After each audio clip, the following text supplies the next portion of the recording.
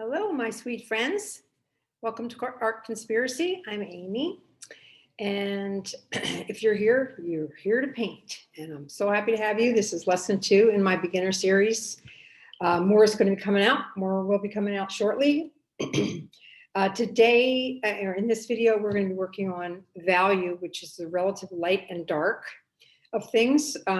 So again, it's going to be super simple, super doable. Work along with me. Feel free to freeze the video and catch up, or just keep going. Sometimes it's great to work under pressure. Okay, let's jump right in. With watercolor, I think it's really helpful sometimes to have a plan. So I'm going to show you where we're going with this, so you can best understand what we're going to be doing. So here's my frame. I'm always thinking about how things are going to fit in my frame. Our subject today, this light's a little blown. Let's see. Is that better? Okay. My subject today is going to be two clothes, two garments hanging on, say, a line. There's my line. I got a hanger. Very simple. But I'm just going to make this up. Some loops indicate the fabric, and then I'm going to bring this one over a little bit closer so it overlaps. There we go. I just have two articles of clothing hanging from this happy little line. Sound like Bob Ross there. And then, because this is about light and dark, I want to think about the light and dark. This clothing, this piece of clothing is going to be a light color. Think like yellow. So it's going to be darker on the left. My light's coming from the right. It's going to be darker on the left. So I'm just doing this to just sort of indicate that. And then this is going to be dark. So this is going to be my darkest area.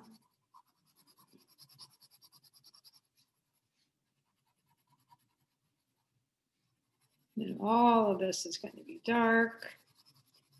Drawing super fast. And then when I do the background, I'm going to have that kind of light over here and then get darker as it is next to this lighter area, so that the background will sort of mirror what's going on in the garments. And this is really fun because watercolor, you can kind of go from dark to light in one big soft movement. This corner could be a little darker, let's say. I don't know, just play with that. But that's my thumbnail sketch, just to give you an idea of where we're going. So I'm going to jump into my watercolor paper, and you can do the same. Again, I'm thinking about my edges. I want everything to fit. So I'm going to throw down the gauntlet. I'm using a pencil. Actually, let me use marker so you can see it really well. You can use pencil, you can use ink, up to you. And instead of doing the hangers first, this time I'm going to do the clo. When we were kids, we called it a clo, if it was just one. There we go. Some loops. That's kind of fun. And then a very simple hanger, just a little hook. Here's the back of the clothing. Here's a little label. And then I'm going to have another one. I'll do the clothing first and then make the hanger fit. Make this a little bit longer. Thinking about, like, maybe there's a little wind. A little bigger hanger. Maybe there's a couple extra hangers. Liven it up. The cloth on here. Who knows? Maybe there's some fringe on here. Have some fun. Be expressive. Okay, perfect. We are ready to paint. Simple drawing, super simple. First job, I maybe should have done this earlier, is I spritz my colors. I'm putting my hand up here to protect my drawing so it doesn't get wet before I'm ready. Okay, I'm going to go with my yellow first. Don't have to do it that way. You can work in other ways, but that's what I'm going to do. I'm going to just take a nice bright yellow. Now, yellow is one of those colors that if you want it to be really bright, you have to protect it. Like I often would mix in this color tray, but it's going to get dirty and it's going to turn green pretty darn quick. So I'm going to bring in a little extra vessel that I have. You could also just clean out one of your pans and make it nice and pure. Now see, it's already looking kind of green. So I'm going to just get some more pure yellows and see if I can overpower it. And make sure your water's clean. Make sure you have your cheat sheet. It's not super bright, but it's good enough for our purposes. Okay, again, I'm going to do my base color. So I'm going to do this very quickly. I'm going to cover the whole darn thing. Look at that. And see how it's puddling? Puddling is good. Just put that puddle where you want it. Okay, then I'm going to grab a tissue. This is the simplest method of getting light. And I'm going to pull out some of those lights and create a little texture while I'm at it. Now this is all wet, so I might go in, I'm going to go in with a little bit of raw umber, which is a very neutral kind of a brown, super neutral. And I'm going to make this a little bit darker on this side of the garment. And it's nice and wet, so things are going to mingle. I can clean my brush and I can encourage it to mingle even more. See that? Make it nice and soft. Push it around, come down here. Good.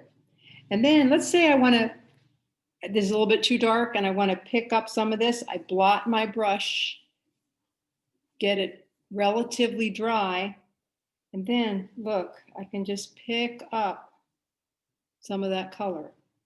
Blot my brush, pick up some of that color. So I'm giving you some options for playing around with the light and the dark.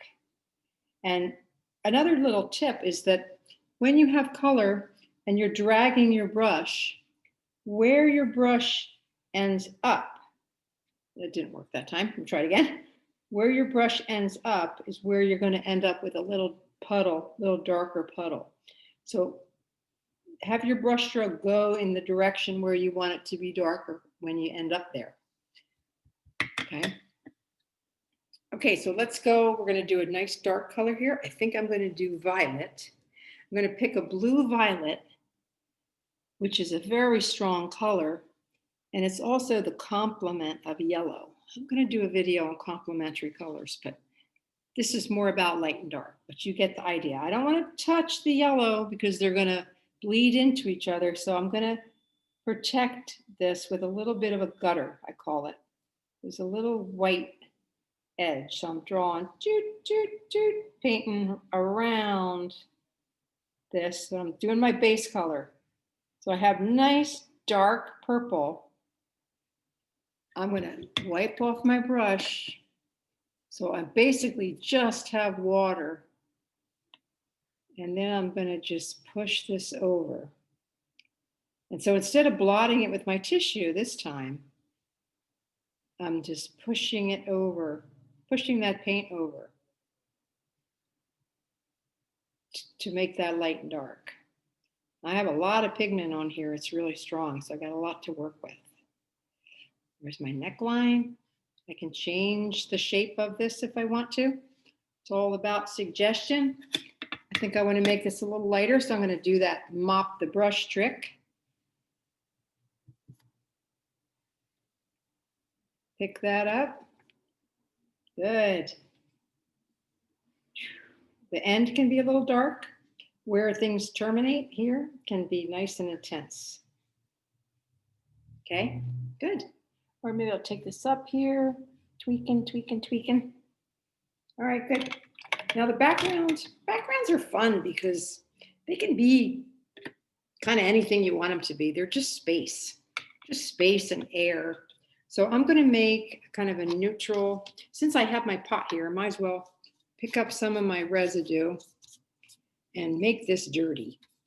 Some people use the word muddy, but I think mud has its place. And I'm making a muddy or dirty color. And it's good. I think it's good. Got my test sheet. Okay, yeah, I think it's pretty good. I'm going to make sure I have enough. So maybe I need to add a little bit more color here. A little bit more water.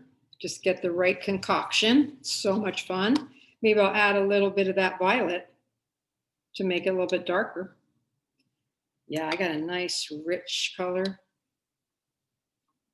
Okay, and I'm gonna manipulate it once I put it on there. So I'm gonna add lots of water, make sure it's nice and juicy, and I'm making big old brush strokes. I'm gonna leave my gutter because this is still really wet. See that? So I'm leaving a little white edge. If you don't want it to bleed, and look, this is almost the same color. So I'm just gonna paint right into my garment. Check that out. Check it out. And I'll make the line, whoops. I'll make the line with my paintbrush. So I'm leaving that white edge. Look at this. Now this is like what I call the ugly phase. This is where you have to keep the faith. It's well founded. So I'm going to block out this, mop this out against the garment, leave the dark tones here. And maybe I cross the line a little bit. I don't have to have it solid all the way across, so I can move things. Okay, good. Good. I think I need a little intensity. I'm going to add a little red here. Whoops, that happens.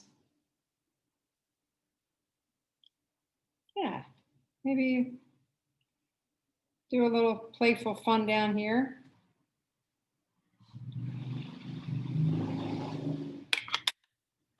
Okay, looking good. And again, if I want to make this more defined over here, this looks a little undefined. I can get a little bit darker, maybe go back to my dark brown, and I can clean this up, so to speak, and make it more specific again, if I want to. And if I make a correction like that somewhere, then I might do it elsewhere as well. And then you don't really notice the correction. And it's not really correction, it's just an addition. Whoa, I got a little purple in there. No problemo. It's my little tag. And then if you want to do your hangers, you can let this dry. And you can come in with a dark, nice sharp line if you want to. I'm adding a little more background over here. Completing the rectangle a little bit. There we go. Or you can come in with a teeny tiny brush. Teeny tiny brush. And you can do some of this detail. Now you got to make sure your background is dry enough, of course. But see that? You have that option to do this kind of detail later if you have a mind to. So you got to slow down a little.